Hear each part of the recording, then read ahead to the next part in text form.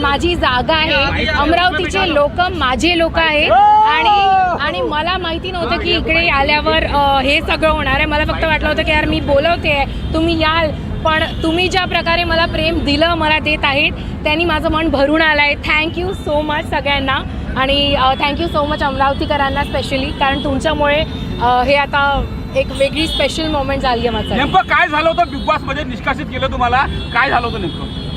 ते सगळ्यांनी बघितलंच आहे. आता मला सध्या प्रेक्षकांना बघायचं, महाराष्ट्राच्या प्रेक्षकांना उत्सुकता लागली. नेमकं काय झालं होतं? विदर्भाची वाघीण तुमचा राग जो अनावत झाला तुम्ही आणखी खेळले असता? नक्कीच खेळले असते, ऑफकोर्स खेळले असते. काय बिग बॉस काय सांगत, संदेश काय देणार बिग बॉसला संदेश? हा, बघा जरा वाईल्ड कार्ड किंवा पुढच्या वर्षी पण चालेल आपल्याला. आपण खेळणारे लोक आहोत, तुम्ही मला वाईल्ड कार्ड पाहिजे का तुम्हाला?